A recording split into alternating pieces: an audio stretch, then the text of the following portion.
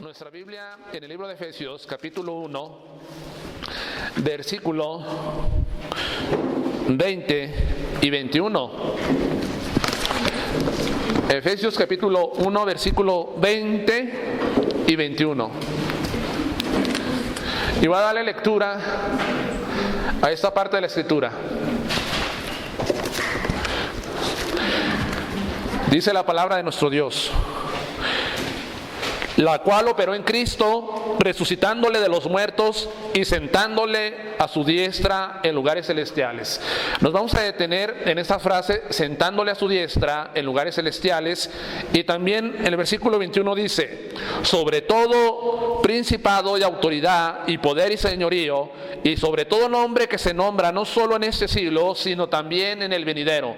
Que Dios bendiga su palabra en esta tarde.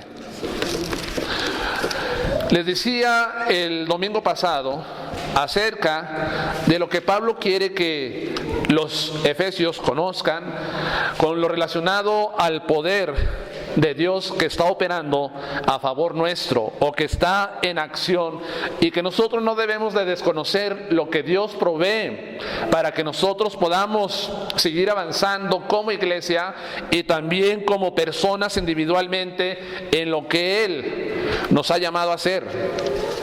Entonces el apóstol Pablo quiere que ellos conozcan acerca del poder, de la grandeza, de la fuerza que tiene Dios para con nosotros. Y yo les decía que quizás algunos de los efesios pudieran haber preguntado: Pablo, ¿nos puedes decir cómo es ese poder en nuestras vidas? ¿O cómo funciona? Y Pablo pone un ejemplo, y el ejemplo que usa Pablo es acerca de la resurrección de Cristo nuestro Señor.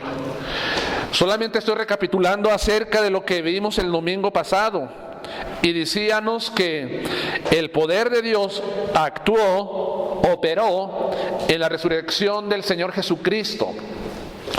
Y decía yo que se necesitaba un poder solamente divino, el que posee Dios, para levantar a Cristo de la misma tumba en la cual fue puesto, y en esa tumba Él resucitó al tercer día.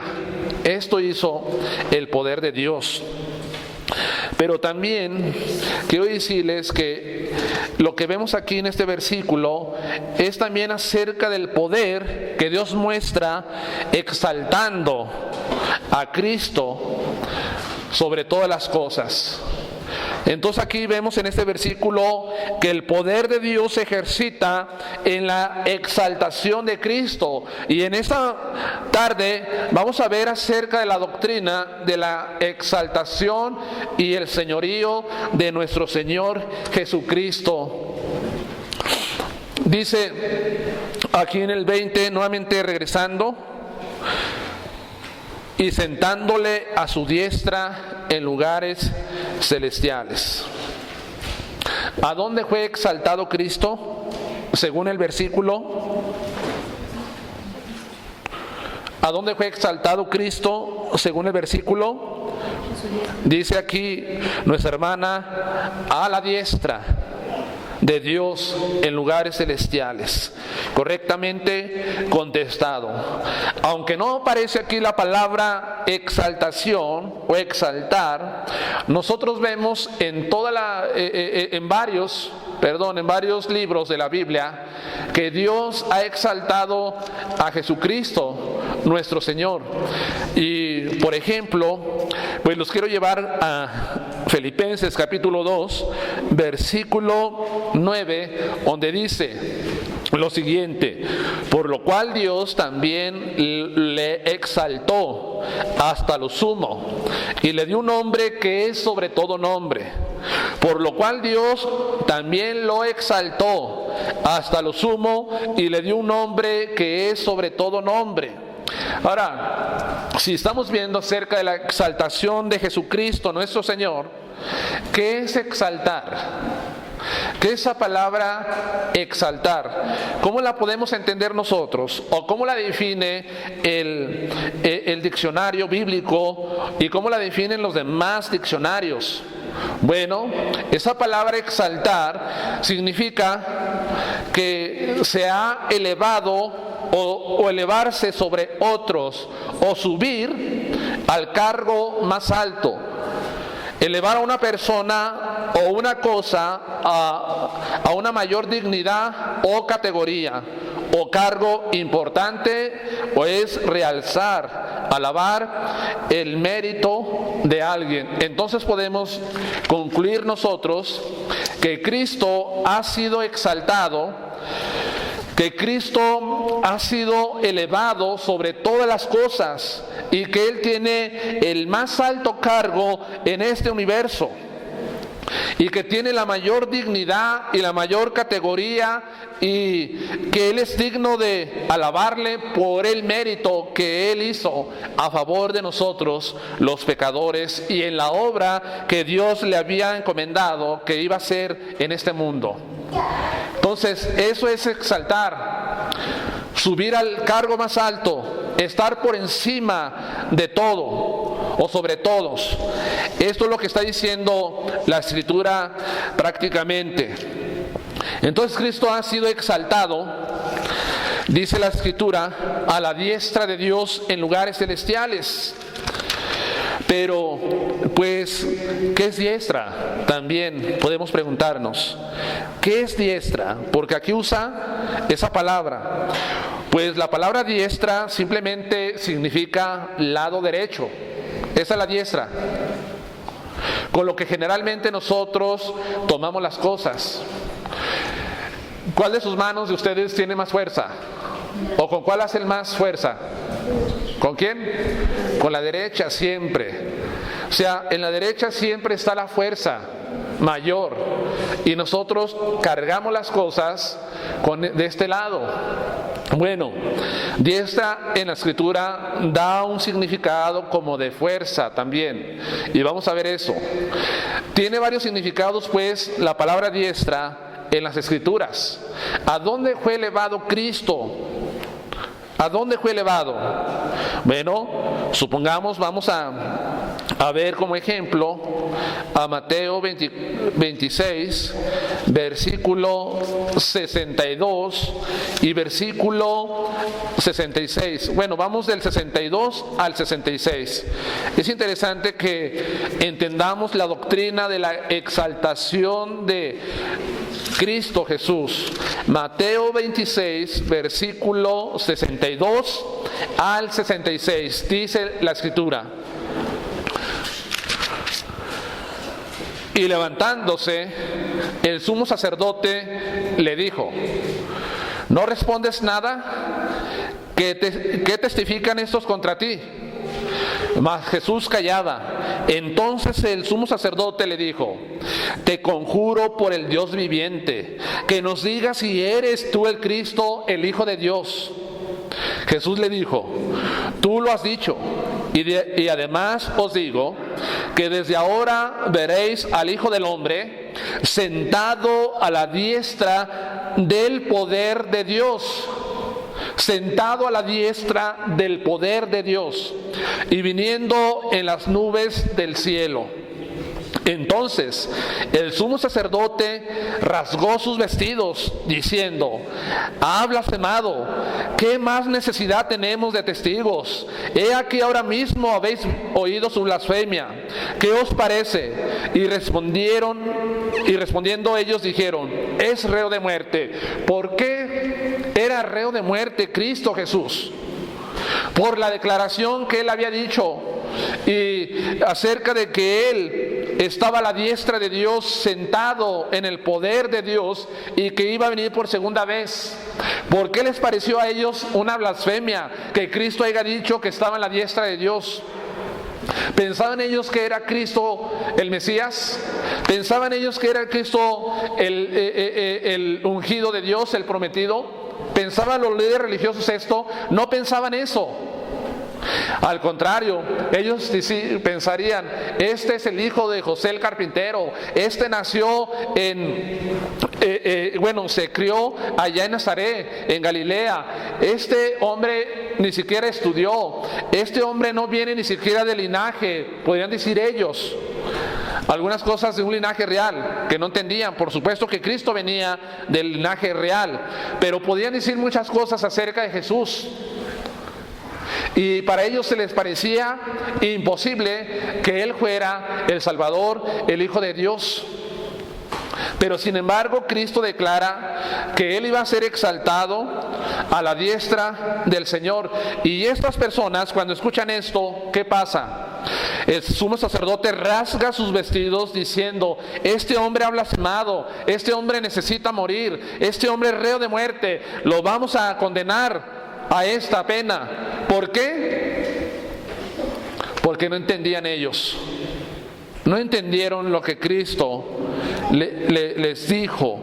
Si hubieran entendido con el corazón, quizás ellos se hubieran convertido, pero ellos estaban ciegos y no pudieron comprender profundamente lo que Cristo declaraba. Ahora, entonces, cuando Dios dice que lo ha exaltado a su diestra, quiere decir que lo está poniendo ¿dónde? En su mismo poder. En el mismo poder de Dios está sentado Jesucristo, el Señor. A veces pensamos nosotros que la imagen que a veces nos venden la Iglesia romana acerca de un cuadro que tiene que se le llama la Divina Providencia, si no me confundo, donde está ¿quién? Está el Padre, que lo pintan así como un hombre anciano, y está Jesucristo a su lado, y está el Espíritu Santo descendiendo. Bueno, yo quiero decir algo, hermanos.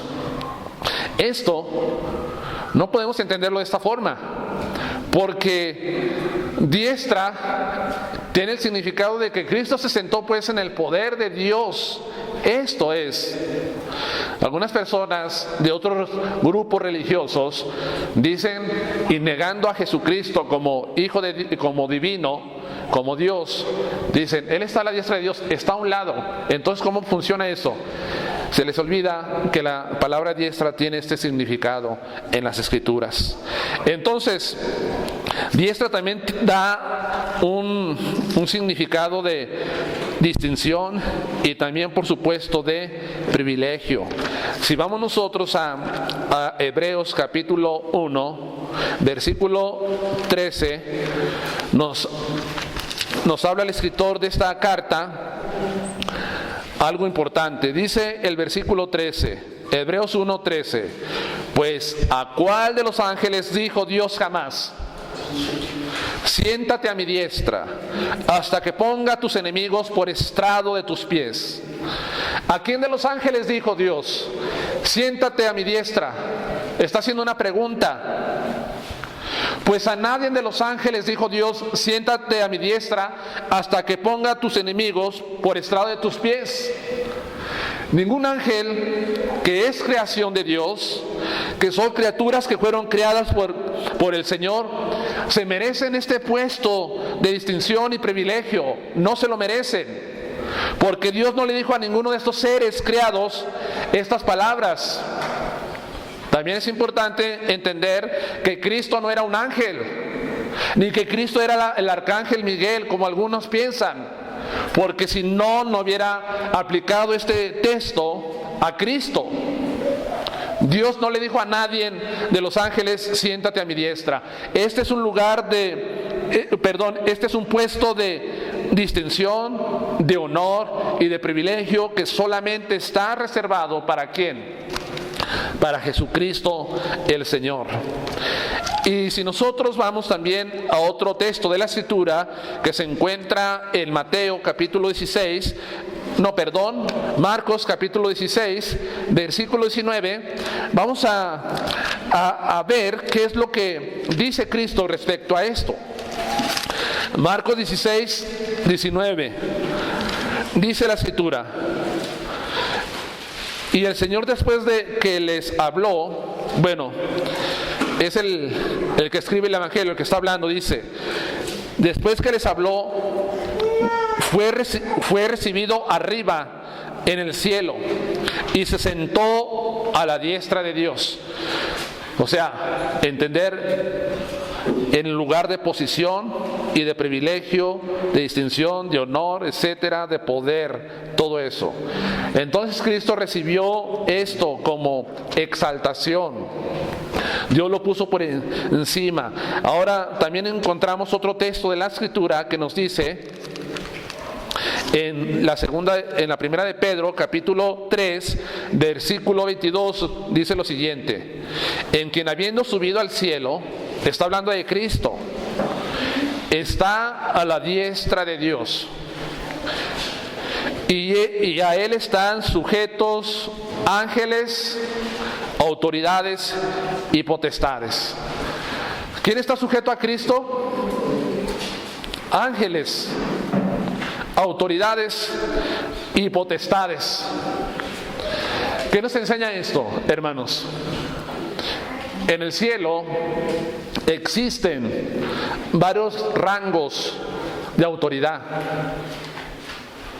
En la Biblia nos describe que hay ángeles, la Biblia describe que hay serafines, que hay querubines y que hay seres creados que para nosotros nos parecen raros, según lo que describe el apóstol Juan en Apocalipsis.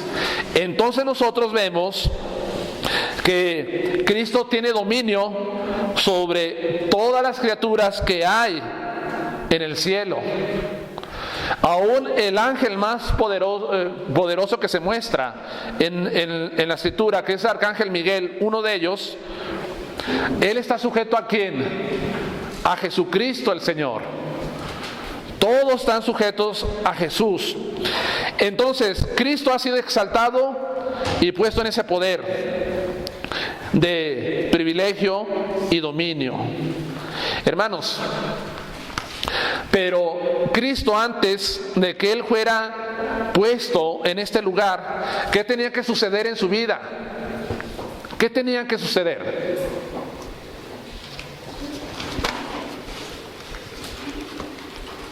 ¿Qué piensan ustedes? Alguien podría decir, bueno, ¿que a Cristo no le pertenece todo? Si Él es Dios. Bueno, hermanos, en cuestión de su unidad que tiene en la Trinidad, a Él le pertenece toda la gloria siempre. Pero la exaltación de Cristo Jesús se ve en las Escrituras de esta forma cuando Él toma forma humana. ¿Sí me entienden esto?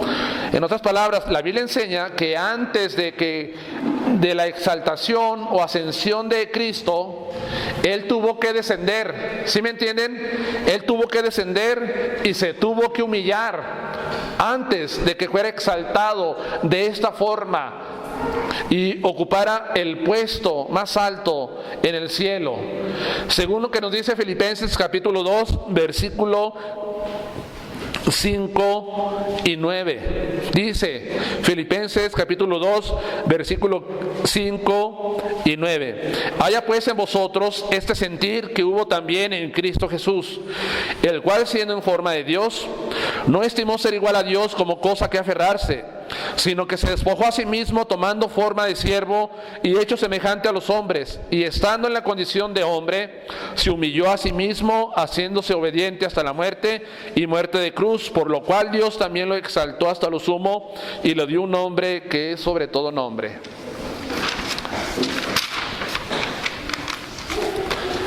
¿Qué hizo Cristo aquí? Tomó forma de siervo.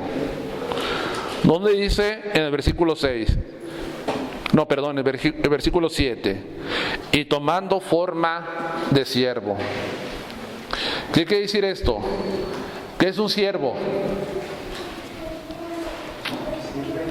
Dice Donaldo, es alguien que sirve, pero es alguien que está en sujeción o subordinación a alguien. ¿Sí me entienden? Esto. Está en sujeción en subordinación a alguien.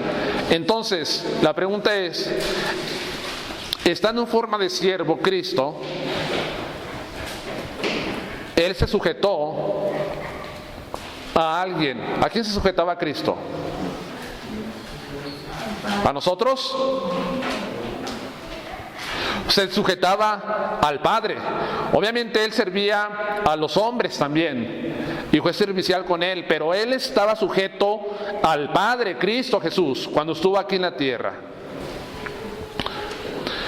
Y esto nos da un ejemplo a nosotros, Cristo, de que Él como hombre siempre estuvo bajo la autoridad y sujeción del Padre, no porque Cristo fuera menor al Padre. ¿Sí me entienden? Quiero que entiendan esto, hermanos, porque a veces no sabemos ni qué, a veces contestar algunas preguntas que nos hacen algunas personas. Él, estando en esta condición, se sujetó al Padre. Cuando Él estaba en el cielo, estaba en forma de Dios. ¿Sí estamos en esto? Pero cuando desciende del cielo, Él se encarna y la segunda persona de la Santísima Trinidad toma forma humana para, a través de esa forma humana, experimentar la dependencia en Dios y la debilidad también como hombre. Entonces, estando en esa condición, es como el Hijo se sujetaba al Padre en la condición humana, en su encarnación. Antes pues de ser exaltado, Él tuvo que sujetarse al Padre. Si ustedes buscan honor, o si buscan un puesto, o buscan que Dios los exalte, ¿qué tienen que hacer? Sujetarse. ¿A quién? A Dios, al Padre. Porque una persona que no se sujeta y que es insubordinada a Dios no recibirá exaltación de parte de Dios, ni reconocimiento de Dios en la otra vida. ¿Recuerdas que nosotros vamos a estar ante el tribunal de Cristo? ¿Sí se han puesto a pensar ustedes en esto? Sí, la imagen la podemos traer a nuestra mente. Estar en el tribunal de Cristo. ¿Quién va a estar en el tribunal de Cristo? ¿Los inconversos? Van a estar los cristianos. ¿Van a ser juzgados ellos para qué? ¿Para salvación? No, porque ya son salvos. Pero van a estar ahí ante el tribunal de Cristo para recibir coronas, para recibir honor, para recibir reconocimiento de parte de Dios, para recibir esto. Y pregunto yo, todos los cristianos que vamos a estar ante el tribunal de Cristo, ¿vamos a recibir reconocimiento o no, recompensas, coronas de parte de Dios? O en otras palabras, ¿Dios le exaltará a esa persona?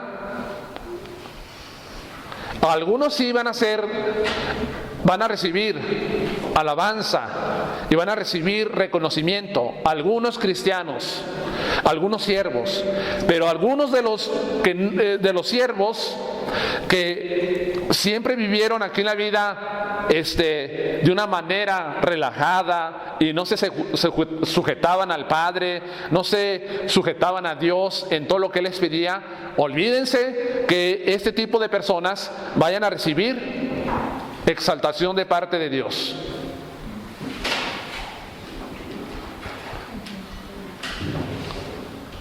Olvidémonos de eso. Entonces Cristo se sujetó al Padre. Y aquí dice también, estamos en Filipenses porque habla acerca de lo que está diciendo Efesios también. Dice en el versículo 8, y estando en forma de siervo, ¿qué dice aquí? Se humilló a sí mismo. ¿Qué es lo contrario a la exaltación? Es la humillación y es rebajarse. En otras palabras, Cristo se rebajó a sí mismo. ¿Cómo es que Cristo se rebajó a sí mismo? Si Él, estando en su trono de gloria, descendió y tenía todo. Cristo, hermanos, se humilló al serse hombre y todavía se rebajó. Y también dice aquí la Escritura que se hizo obediente hasta muerte y muerte de cruz. Entonces Cristo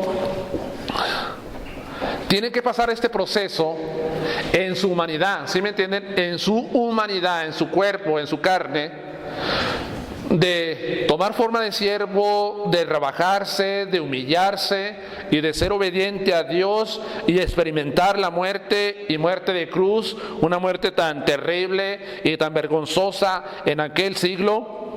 Cristo pasó por todo esto. Pasó por todo esto Cristo.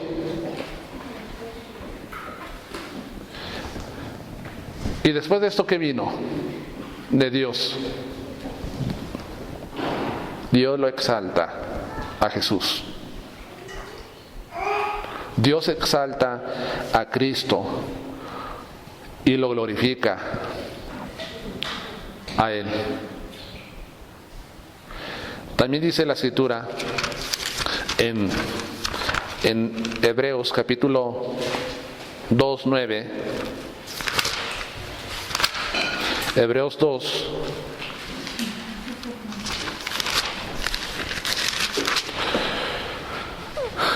dice: pero vemos aquel que fue hecho un poco menor que los ángeles, o sea, a Jesús. Y dice: coronado de gloria y de honra a causa del padecimiento de la muerte, para que por la gracia de Dios gustase la muerte por todos. ¿Cómo vemos a Cristo aquí en esta escena? Dice la Escritura: coronado de gloria y de honra a causa del padecimiento de su muerte. Entonces, hermanos, pues dice coronado, pues habla acerca de una corona honoraria, podemos decirlo así. Para que Él recibiera todo esto, primero tuvo que tener una corona ¿de qué? ¿De qué? Para que Él tuviera esa corona de honor, primero Él tuvo una corona aquí en la tierra. Dice Manuel, Él tuvo la corona de espinas, una corona de espinas que tenía más o menos este tamaño, miren, así. Y no solamente estaba circular, así como nos lo presentan en las películas o en las imágenes. Era una corona que cubría todo el cráneo aquí, hasta aquí. Y unas espinas así las tenía Cristo Jesús. Y dice que se la pusieron y todavía le pegaron en la cabeza. Imagínate la profundidad que hacía la corona de espinas sobre la cabeza de Cristo Jesús. Hacía esto. Esa corona que tuvo Cristo Jesús recordaba que a causa de la maldición del pecado que trae separación entre Dios y el hombre, Cristo la tuvo que sufrir, esa corona de espinas. Y después que viene de la corona de espinas, que viene aquí la corona de gloria, la corona de honor, como dice aquí Hebreos.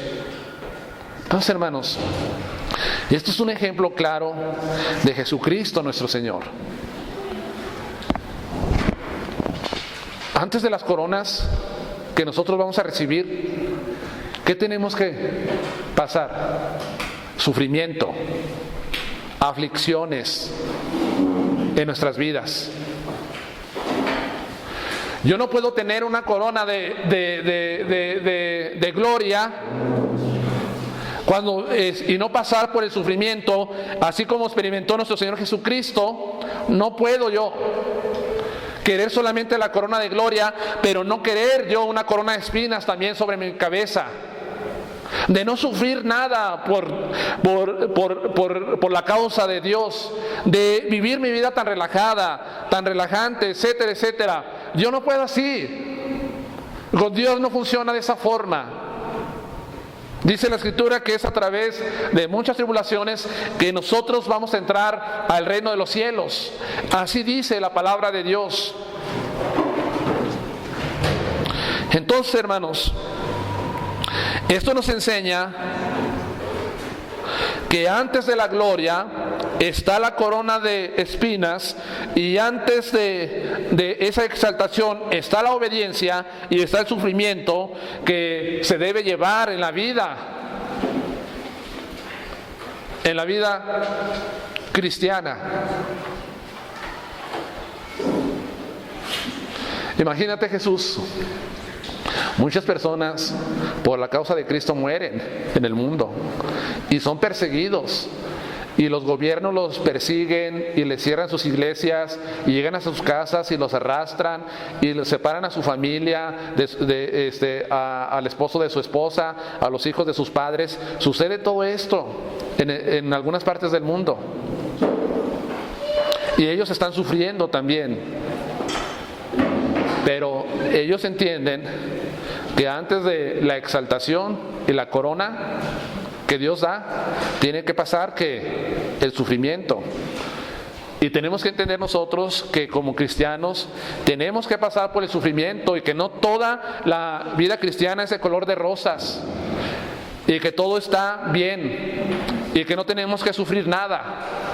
Nuestro sufrimiento que nosotros tenemos aquí, hermanos, mucha gente ya no quiere ir a las iglesias porque en la iglesia ven una mala cara, una mala actitud, o porque hablan mal de tal hermano o de tal hermana, se irritan, se amargan y ya no quiero nada. Digo, ¿eso qué se puede comparar con el sufrimiento que tuvo Cristo? ¿Eso qué se puede comparar con el sufrimiento que tienen las demás personas en este mundo? Eso no es nada aquí, de acuerdo a la palabra de Dios. Eso no se puede decir que es sufrimiento. Entonces, Cristo recibe esto. Pero también me viene a la mente en este momento, cuando Cristo estuvo aquí en la tierra, vino Satanás y se le presentó y lo tentó y le puso pruebas a Cristo Jesús. ¿Qué prueba le puso? Número 1, que convirtiera en las piedras en pan. Número 2, que se aventara del pináculo más alto. Eso puso. Y también le puso que el enemigo a Cristo Jesús, la prueba o la tentación que le dijo: mira, yo tengo todos los reinos de este mundo, tengo todos los dominios, y aquí todo esto te voy a dar si tan solo me adoras. Eso dijo Satanás. Pero sin embargo, ¿qué fue Cristo? ¿Lo aceptó? Si no lo rechazó, ¿por qué lo rechazó? Porque Satanás le quería ofrecer la gloria de estos reinos, pero estos reinos son perecederos. Estos reinos no son para siempre, hermanos. Él sabía que no era la forma de que él sería exaltado a través de la propuesta que le hizo Satanás a Cristo, sino a través de ¿qué? Del procedimiento que Dios había establecido ya, por el cual él tenía que pasar y experimentar la muerte, y la muerte de cruz. A través de eso, esto me pongo a pensar yo, ¿qué pasaría si Satanás ahorita se presenta a alguien y le dice: mira, yo te doy todos estos carros, yo te doy todas estas casas, yo te doy todo este dinero, mira, te doy fama, te doy poder, te doy autoridad, te doy una nación, te doy tantas cosas, te doy, simplemente si tú me adoras, o simplemente si te rebelas contra Dios y eres un rebelde a su palabra y a su voluntad? Esas personas que son codiciosas y que tienen su corazón lleno de codicia y que siempre están viendo el dinero en sus ojos así, puedo asegurar que son capaces de tomar eso para sentirse exaltados y sentirse glorificados. Debemos de tener cuidado con eso, hermanos, porque el mundo ofrece muchas cosas, Satanás ofrece cosas también, pero tenemos que rechazar, porque no es así como él plantea, sino que todo es bajo la voluntad de nuestro Dios y Señor, y Jehová de los ejércitos. Entonces, entendemos pues que para que Cristo fuera exaltado, primero tenía que humillarse. Como hombre, ¿sí? Como hombre, como siervo, así. No como Dios, no como la segunda persona de la Trinidad en su divinidad, sino se encarna y se humilla, y aquí pasa todo esto, y entonces Dios lo exalta a Jesús. Y pasamos vamos a Efesios.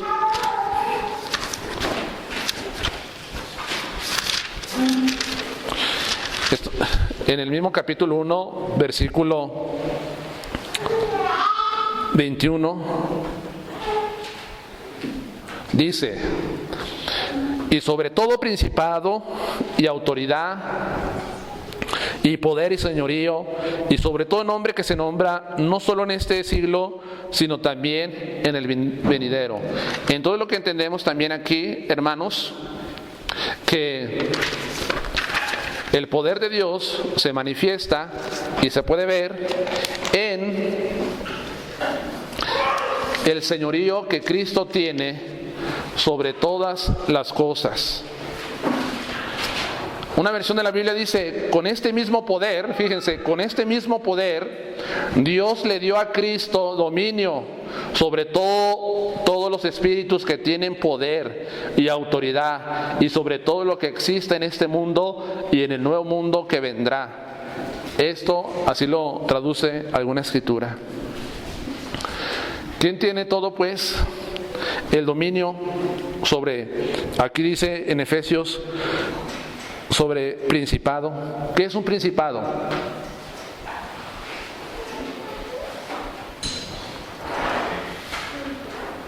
¿Qué será un principado?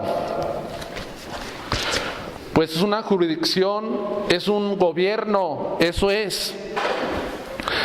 La Biblia dice, hermanos, que existen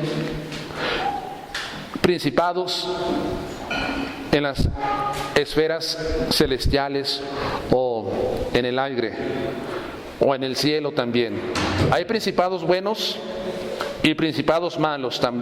¿Estamos en esto? Efesios 3, versículo 10 dice: para que la multiforme sabiduría de Dios sea ahora dada a conocer por medio de la iglesia a los principados y potestades en lugares celestiales.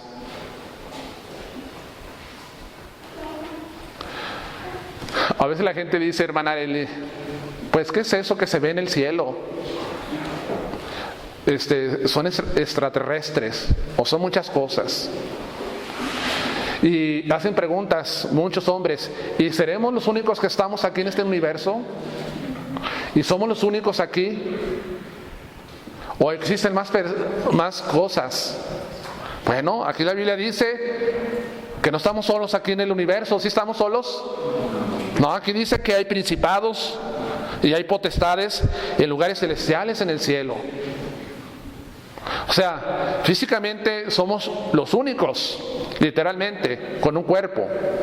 Pero hay otro tipo de seres en el universo que tienen conciencia, tienen intelecto, que tienen voluntad, que son, pues vamos a decirle, que tienen lo que nosotros tenemos, pero sin cuerpo físico.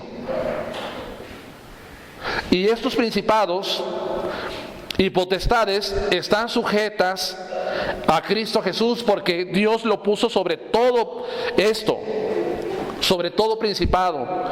También dice la Escritura en Colosenses 1, capítulo 1, versículo 16, dice que en Él fueron creadas todas las cosas. ¿Qué creó? Sean potestades, sean principados, sea cualquier cosa visible, invisible, todo fue creado por Cristo Jesús. Y todas estas cosas, principados y potestades, están sujetas a Jesús. O sea, Cristo es la máxima autoridad y supremacía en el cielo. Entonces, si hay principados buenos y potestades, también hay principados malos, Manuel. Aquí dice la Escritura en el mismo Efesios, capítulo 6, 12, dice: porque no tenemos lucha contra sangre y carne, sino contra principados, contra potestades, contra los gobernadores de las tinieblas en este siglo, contra huestes espirituales de maldad en regiones celestes. Entonces, hay todo un gobierno, por así decirlo, en el cielo y también en los principados malos. ¿Cómo nos gobernamos aquí? Aquí en México, ¿cómo nos gobernamos? ¿Existe qué? Existe un presidente, existe un gobernador, existe un presidente municipal, existe un Congreso del Estado, existe una Cámara de Diputados, etcétera. Existe todo esto. Hay un orden, ¿no? Pues también en los poderes, tanto buenos como malos, existe este orden. Y todo está sujeto a Cristo Jesús. Ahora, yo me pregunto en esto: ¿por qué la gente tiene miedo? ¿Por qué le tienen miedo a los principados malos? ¿Les debemos de tener miedo? ¿Por qué debemos de tenerle miedo? Si Cristo está por encima de ¿quién?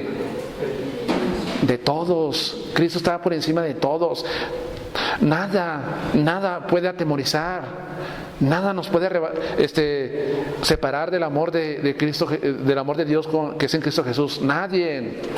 Cuando yo entiendo que yo sirvo a Jesús, que está por encima de todo y por encima de todo principado, mi temor hacia estas cosas que estamos diciendo no debe, hermanos, de alguna manera atemorizarme de tal manera que me lleve a la ansiedad y al estrés por eso. Porque Cristo tiene control de todas las cosas. En otras palabras, está diciendo aquí, Él gobierna, Cristo. Él gobierna. Él permite que las cosas sucedan en este mundo, ¿o no es verdad? Él permite, Dios pone a una persona y quita a otra persona. Él está bajo ese control. Y nada pasa sobre la autoridad de Jesucristo. ¿Ustedes creen que estos principados, tanto en el cielo como buenos o malos, ellos se rigen por sí solos? ¿Que ellos hacen lo que les da la gana? No, ellos tienen que pasar sobre la autoridad de Jesús. Y si Jesús permite esto, se hacen las cosas. Y si no permite, no se hacen las cosas. Todo está filtrado por la autoridad suprema que tiene Jesucristo el Señor. Todo. Ahora, hermanos, también vemos nosotros aquí en la Escritura que a Él le ha puesto por autoridad y poder y señorío y sobre todo nombre que se nombra.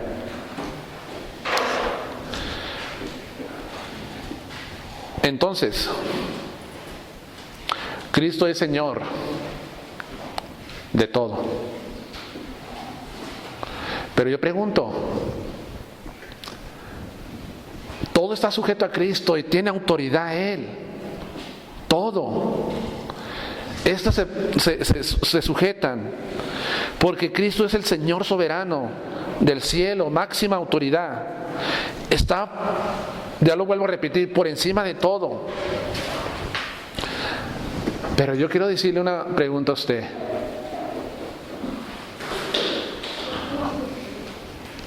¿Ustedes se sujetan a Cristo Jesús?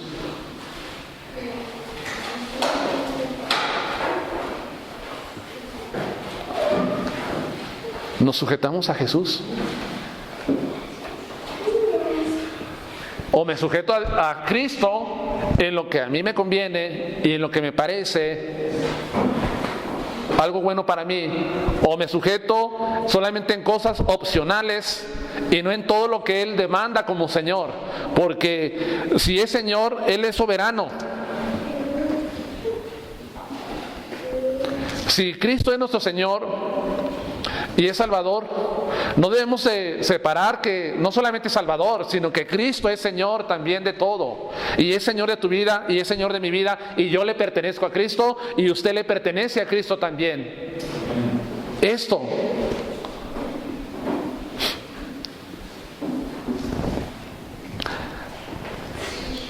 hermanos, y no solamente en este siglo, sino también en el venidero. ¿Cuál es el siglo venidero que viene?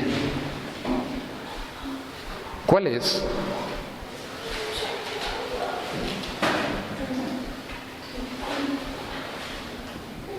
¿Cuál será?